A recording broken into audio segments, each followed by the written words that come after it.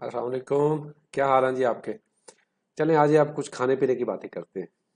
हमारा ये जो टॉपिक है ये हम करने जा रहे हैं बैलेंस डाइट के जो कंपोनेंट्स हैं उसके अंदर हमारे कार्बोहाइड्रेट्स, प्रोटीन्स, फिर उसके बाद लिपिड्स, विटामिन्स, मिनरल्स, फाइबर, ये उसके मेजर कंपोनेंट्स हैं। तो उसमें सबसे पहले हमारे पास आ जाता है कार्बोहाइड्रेट्स, जिसको हम शॉर्ट फॉर्म में कार्ब्स भी कहते हैं, CARBS, कार्ब्स।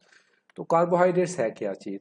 नामली ये कार्बन, हाइड्रोजन और ऑक्सीजन के बने हुए मॉलिक्यूल्स होते हैं और ये प्राइमरी सोर्स ऑफ एनर्जी है। ये अपने बात याद रखनी है, मतलब की सोर्स और इवन इसको हम बोलेंगे प्राइमरी सोर्स। बॉडी की जो रिक्वायरमेंट होती है एनर्जी की, उसका जो सबसे पहला टारगेट होता है कि वो कार्बोहाइड्रेट से ही एनर्जी हासिल करे। और बॉडी को एनर्जी मिलती किस शक्ल में है, ये आपने याद रखनी है कि बॉडी हमेशा ना जो एनर्जी हासिल करती है या जो बॉडी को एनर्जी मिलती है वो ग्लूकोज की शक्ल में मिलती है। इनको हम हेक्सोज भी कहते हैं क्योंकि ये 6 कार्बन रिंग होता है। These are called hexose as well. तो ये ज़्यादातर आपको पता है कि कार्बोहाइड्रेट सीरियल्स वगैरह के अंदर, ये देखें, ये तमाम वो चीज़ें हैं जो मेज़ या वीट या राइस की बनी हुई हैं, और सब्जियों के अंदर भी आपके ये कार्बोहाइड्रेट्स वगैरह काफ़ी मौजूद होते हैं।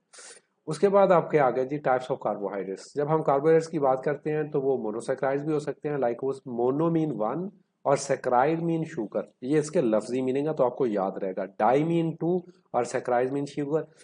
मोनो मतलब वो सिंगल शुगर है, तो ग्लूकोज एक सिंगल यूनिट है।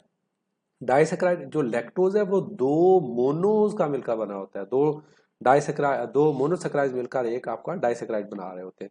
इस तरह फिर आपके कम्प्लेक्स कार्बोहाइड्रेट्स के अंदर आ जाते हैं ओलिगोसेक्राइड्स, जो आपके 2 से 10 तक, जिसमें अगर यूनिट्स हों मोनोसेक्राइड्स के, तो आपका ओलिगोसेक्राइड कहलाएगा। फिर पॉली, जिसके हंड्रेड्स ऑफ यूनिट्स मिलकर ग्लूकोज के या फ्रक्टोज के या गलेक्टोज के मिलकर अगर कोई बड़ा एक पॉलीमर बनाते हैं तो उसको हम क्या बोल देते हैं, पॉलीसेक्राइड बोल देते हैं।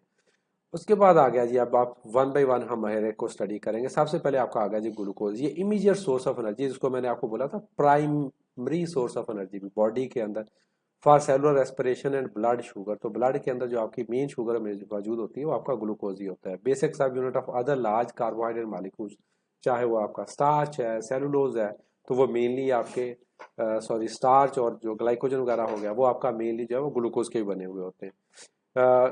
Found in fruits and vegetables and honey, जितनी भी मीठी मीठी चीज़ें हैं उनके अंदर ये नावली पाए जाते हैं। उसके अलावा भी आपको कुछ मोनोसेक्राइड्स हैं, जिसके अंदर आपका फ्रुक्टोज हो गया, ये ज़्यादातर सबसे ज़्यादा हनी के अंदर पाया जाता है। स्वीटेस्ट ऑफ द शुगर, ये कहीं पे ऑब्जेक्टिव में पूछ लिया जाए, सबसे मीठी शुगर जो है वो आपकी फ्रक्टोज है। उसके बाद ये फ्रूट्स एंड हनी, मेनली इसको हनी के अंदर बहुत ज़्यादा पाई जाती है, उसको फ्रूट शुगर भी बोलते हैं। ये ग्लूकोज, जब फ्रुक्टोज और ग्लूकोज मिलते हैं तो फिर ये सुक्रोज बनती है। ये आपने एक याद रखनी है।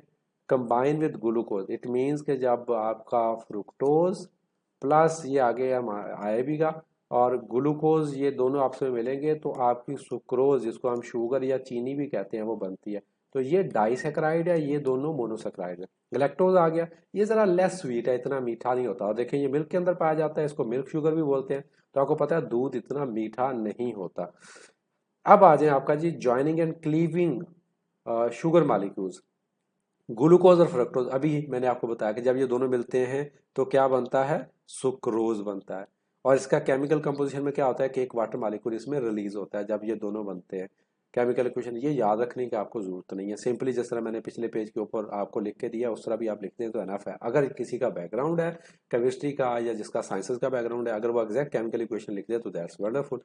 फिर उसके बाद है कि जिस तरह माल्टोज है, अगर वो हाइड्रोलाइज हो, या जिस तरह सुक्रोज को अगर हम हाइड्रोलाइज करें, इसको रिवर्स करें इस तरफ, तो उसके नतीजे में क्या होगा, ग्लूकोज और फ्रक्टोज पैदा होगी, प्लस एक जो है वो आपका इसमें से वाटर मॉलिक्यूल ऐड होगा। अब यहाँ पे देखिए ये एक वाटर मॉलिक्यूल आपका ऐड होगा, तो माल्टोज हाइड्रोलाइज हो जाएगी किसमें, ग्लूकोज और ग्लूकोज के अंदर। तो ये हाइड्रोलाइसिस है और ये यहाँ पे कंडेंसेशन है। ये जस्ट आपको समझाने के लिए। उसके बाद हमारा नेक्स्ट आ गया डाइसेक्राइड। डाइसेक्राइड का मतलब क्या बताया था कि जब दो सिंगल शुगर्स या मोनोसेक्राइड्स आपसे मिलते हैं तो आपकी क्या बनती है, डाइसेक्राइड बनती है। जैसे आपका सुक्रोज का आपको बताया था, वो किससे बनती है, ग्लूकोज प्लस फ्रक्टोज से। लैक्टोज किससे बनती है, ये आपकी ग्लूकोज प्लस लैक्टोज से मिलकर बनती है। और माल्टोज किससे बनती है, अभी हमने देखा ग्लूकोज प्लस ग्लूकोज आप आपसे मिलते हैं तो ये आपकी माल्टोज बनती है। ये अगर आप पेपर में लिख देंगे तो एग्जामिनर आपसे बहुत इंप्रेस होगा। इसमें से एक दो एग्जाम्पल भी आप याद रख लेंगे, दैट वुड बी सफिशिएंट। उसके बाद आपका आ गया जी कम्प्लेक्स कार्बोहाइड्रेट्स, जिसमें सबसे पहले आपके पास ग्लिकोसेक्राइड्स आ जाते हैं। तो सॉरी मैंने पहले आपको 2 से 10 बताया था, 3 to 10 आप इसको करेंगे। Short carbohydrate chains of 3 to 10 monosaccharides, ये ज़्यादा लेग्यूम्स यानी कि जो पल्सेस होती हैं, दालें शालें, चना हो गया, पीस वगैरह हो गया, उनके अंदर ये पाए जाते हैं। ये oligosaccharide yielding 2 molecules of monosaccharide on hydrolysis is known as disaccharide, ठीक है। अच्छा, अगर कोई एलिकोसेक्राइड वो सिर्फ 2 मॉलिक्यूल्स ही यील्ड करे और उसमें से कुछ ऐसा हो जाए कि बाकी जो है वो आपका क्या कहते हैं वो वाटर में ऑब्वियसली कन्वर्ट हो जाएगा या चेंज हो जाएगा, तो that would be termed as disaccharide, उसको हम डाइसेक्राइड कह देंगे। उसके बाद आपका नेक्स्ट आ गया जनाब, इसकी बेस्ट एग्जांपल सेक्यूज है। नेक्स्ट आ गया आपका कॉम्प्लेक्स कार्बोहाइड्रेट, जिसमें आपका आ जाता है पॉलीसेक्राइड्स, ठीक है। तो काट